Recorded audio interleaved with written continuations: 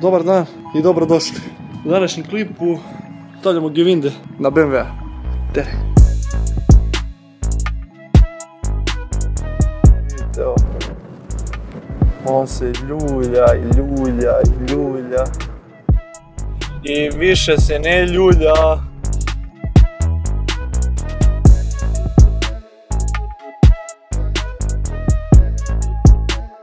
Pre početka ugradnje uzimamo referentnu visinu. Čisto da imamo orijentaciju koliko smo ga spustili. To je bitno jer nam nije cilj da preteramo. Auto i dalje mora da bude daily drive upotrebljiv. Za ovaj upgrade vam je potrebno par osnovnih alata. Ključevi 13, 17, 19, udarni odvijač opciono, a van toga treba će vam samo alat za skidanje opruga. Skidanje opruga je inače poprilično opasan posao i ako niste sigurni da to možete bezbedno da izvedete, odnesite kod mehaničara koji ima odgovarajući alat. Da bi izvukli amortizer morat ćemo da ga odvojimo od glavčine. Pošto su šafovi zapekli jer verovatno nisu skidani od 94. koristit ćemo cev kao polugu.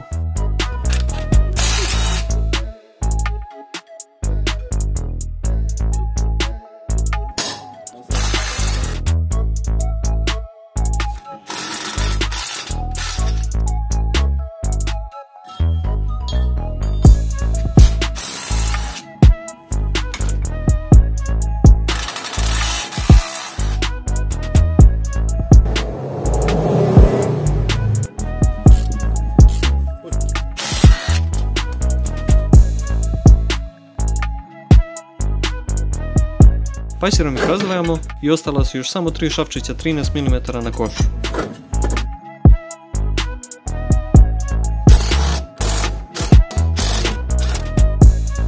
Ovdje treba samo da pripazite na kablove od senzora potrošnosti kočnica i ABS-a. Da se glavčine ne bi držale na cevima od kočnica, postavljamo ispod behaton kocke i bungee kanapom ih vezujemo da se ne prekrenu. Čuvaj krilo u nos. Ovo je naš prototip mašine za skidanje opruga. Mislimo da je mnogo bezbedniji nego klasični spring kompresori. Dami i gospodo, ovo je instant YouTube kidač opruga SO 3000. Uglavili smo i pajser da se amortizer ne bi rotirao.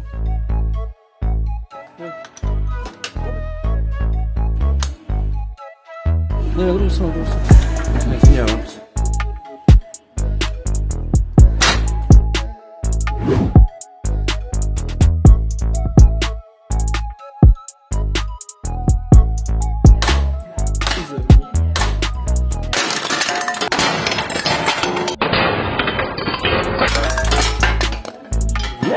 Uvredio neko. Su svima svi prsti na broju, sve mene.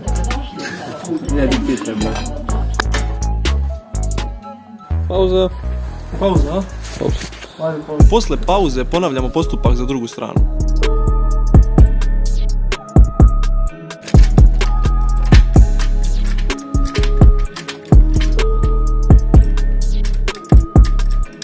Opet skidač, pajser. Samo što ovog puta kleštima moramo da pridržimo jer je stub amortizera počeo da se okreće.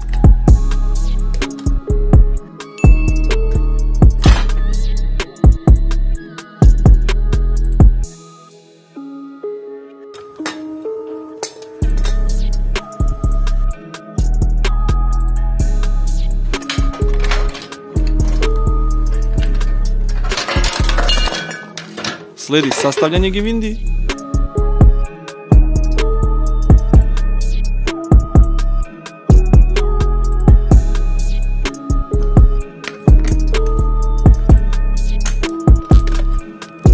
Šolje amortizera su relativno u dobrom stanju, tako da ćemo ih prebaciti na Gewinde.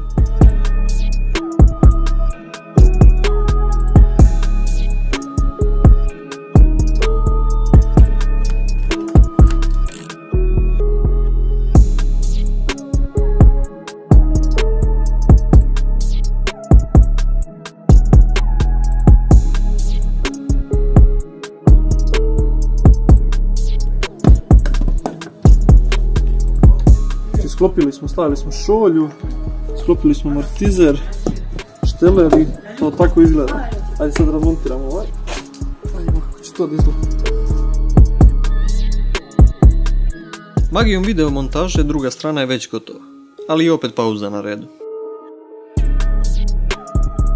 Pauza. Ajde da ih vratimo na kola polako i oslobođeno. Obrnutim postupkom sastavljamo sve.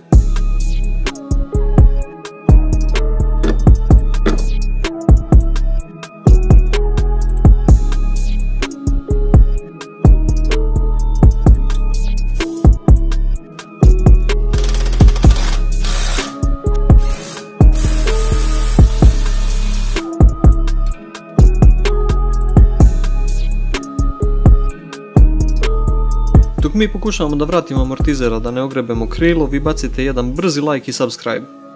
Nije nas bilo dugo i dajte malo podrške za braću.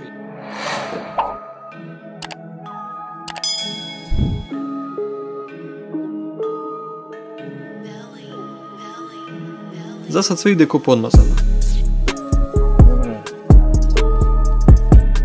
Večeras je zadatak završiti samo prednju stranu auta.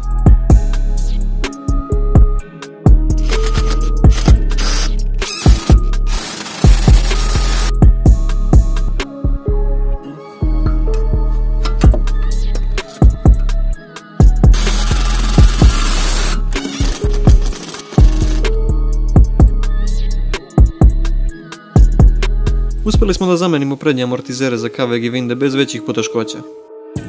A sad dobro jutro na zadnji trap. Nemam pojma koliko je bezbedno dizati auto na diferencijal, ali je jako efikasno.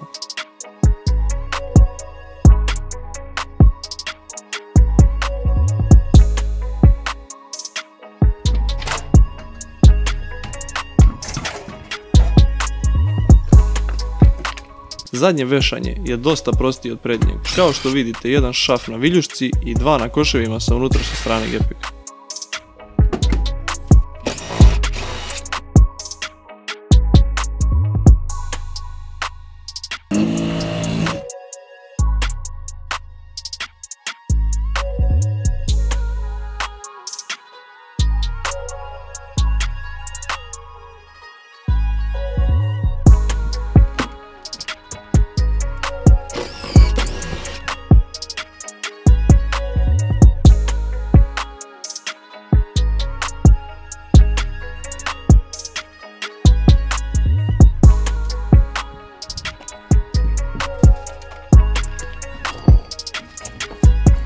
Ali to što radiš sad je nevjerovatno rizično.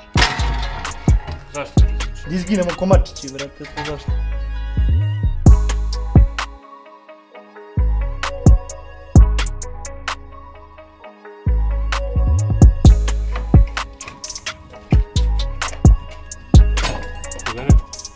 Opruga.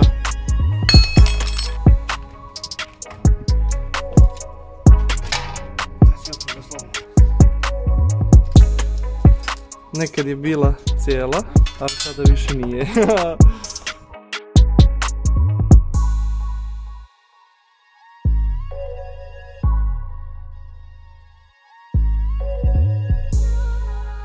Odličan moment da uporedimo razlike u oprugama. 180, 245 mm.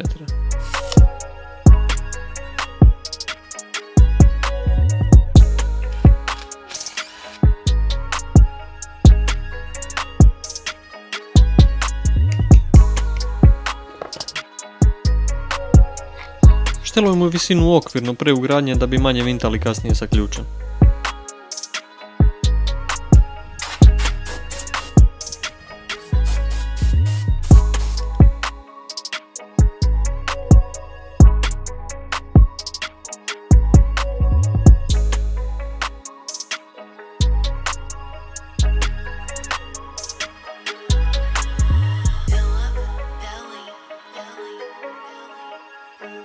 Ovaj korodirali zadnji lonac što vidite na snimku nije više na autu. Zamenili smo ga za drugi sa 2 prohromska izduva. Na Instagram profilu imate par snimaka pre i posle modifikacije, ali i o tome stiže klip uskoro.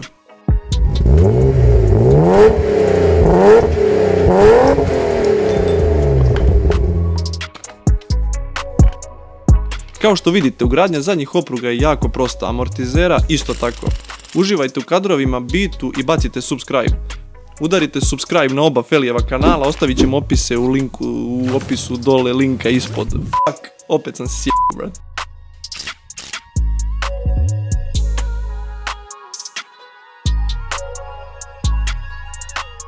I dalje nismo odlučili šta ćemo sa motorom za E35 Drift Car, tako da ako imate bilo kakav predlog ili znate nekoga ko prodaje dobar V8 motor, pišite nam na Instagramu ili dole u komentarima.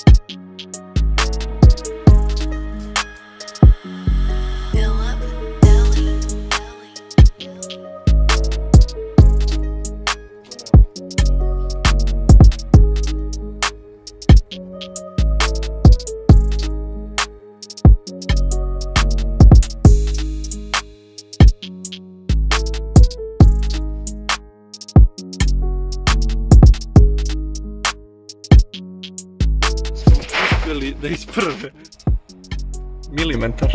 Što je toliko nebitno, to ne vjerojatno.